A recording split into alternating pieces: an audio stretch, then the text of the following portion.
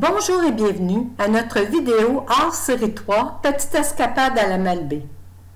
Installez-vous confortablement, thé, tisane, café, verre de vin, car on débute maintenant. Bon visionnement.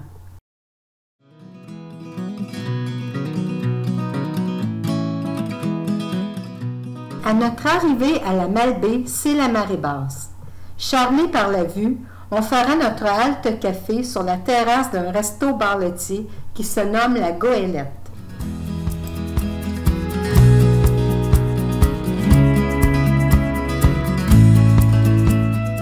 Un sentier en bordure du boulevard de Côte-Portée longe la baie sur 5,2 km aller-retour. C'est un très joli endroit pour se balader. Comme vous pouvez voir sur cette photo, j'ai trouvé une place pour me mettre les pieds dans la mer. Je rigole. Présentement, la Malbaie. Assis, belle chaise.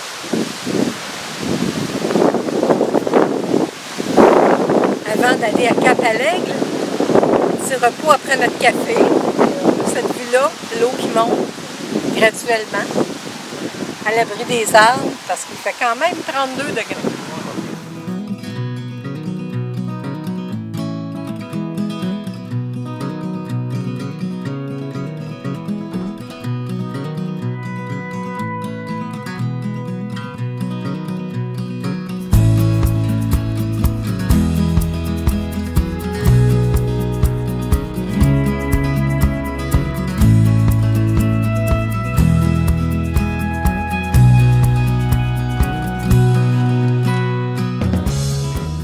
Le parc du quai Casgrain est construit sur un ancien chantier maritime.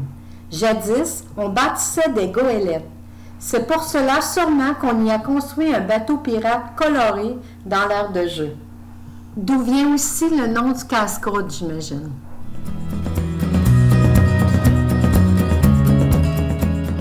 Un aigle, dans toute sa splendeur, nous accueille dans son village.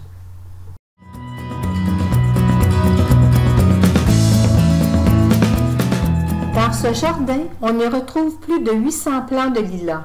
C'est un horticulteur allemand, Konrad Kircher, qui a développé avec les villageois ce site parfumé au printemps, avec des lilas en provenance de l'Allemagne, du Canada, des États-Unis, des Pays-Bas, de la Pologne, de la Russie, mais également de la France. À revenir au printemps. Dans le parc, des créatures fantastiques d'art populaire sont parfois dissimulés ici et là sur notre parcours. Partons à leur découverte.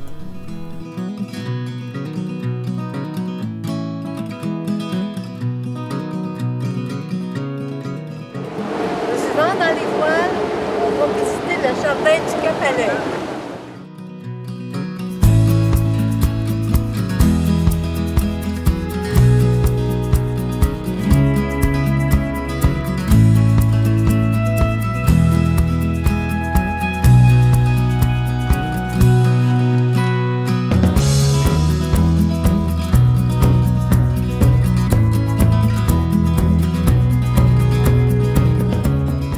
J'entre dans un petit jardin tout en rondeur, évoquant le nid de l'aigle et clin d'œil au parc de l'Aigle.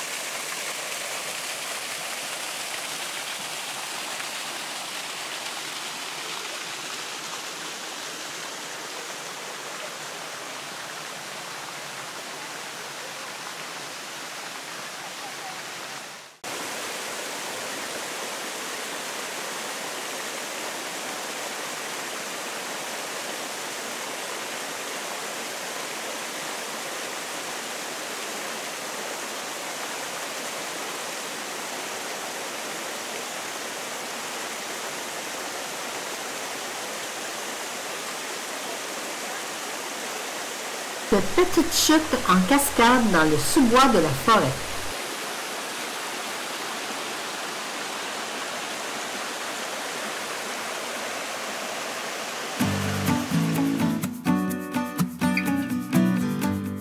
Dame nature protectrice des lieux et de la chute.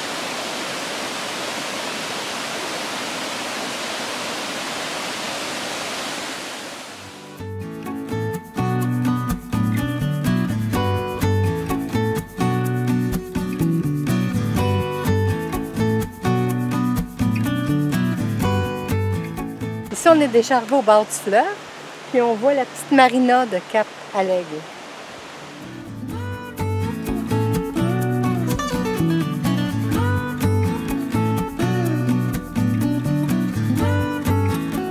Allons voir de plus près cette petite marina.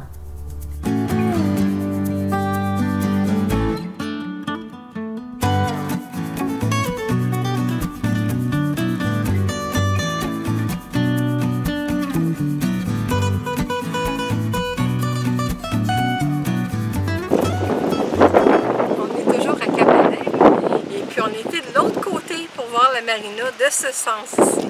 Et puis on a une belle découverte, il y a des canards en bas.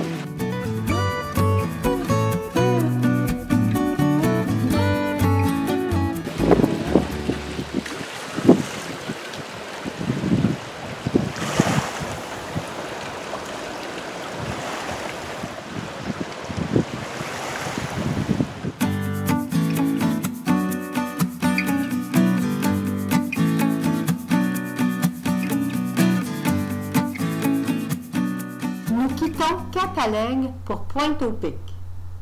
En partance de la chute Montmorency à Québec, le train de Charlevoix vous amène jusqu'à la Malbaie, secteur Pointe-au-Pic. Cette excursion vous permet de traverser 7 villes et villages côtiers. Notez que c'est le seul train touristique de la province.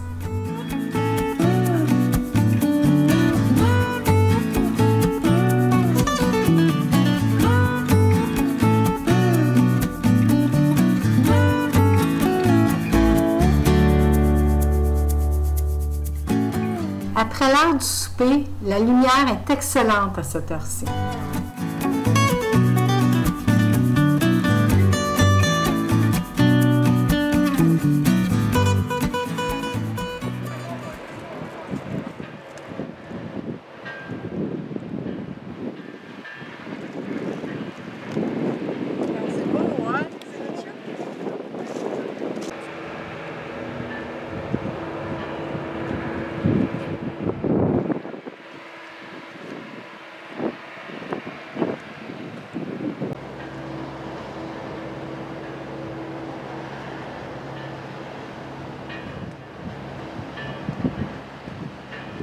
Qui ont vraiment l'air des bonhommes, là. Regarde, celle-là, c'est pas en avant de toi, là.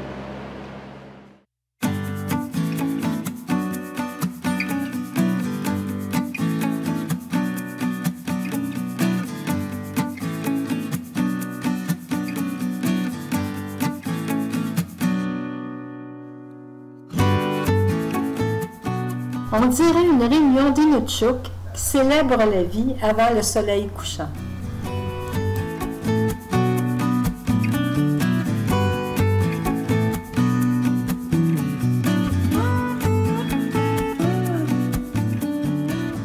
On se prépare pour notre deuxième nuitée à l'hôtel avant de poursuivre notre petite escapade. Tel que prévu par la météo, le temps n'est pas au beau fixe pour cette troisième journée. Alors, on se réfugie au musée de Charlevoix en espérant que la pluie cesse. Sommairement, dans la première partie, on raconte que le Québec, il y a 350 millions d'années, est frappé par un météoroïde d'une dimension de 2 km qui va bouleverser la topographie de Charlevoix. La météorite créait des ravages inouïs. Sous la force de l'impact, l'écorce terrestre s'enfonce, formant un cratère. Le point central, le mont des éboulements. Baleines chassées, baleines observées. Comme j'en ai parlé dans ma dernière vidéo de la Californie à Pointe-Lobos, les mentalités ont bien évolué.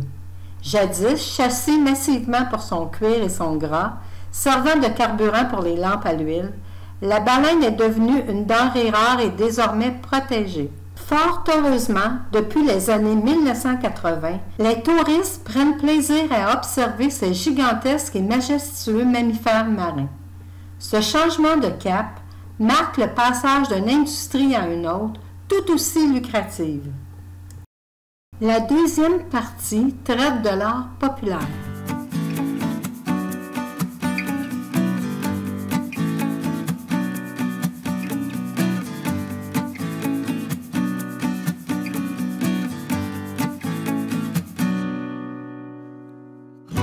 La troisième et dernière partie de l'exposition rend hommage aux artistes du verre et du vitraux.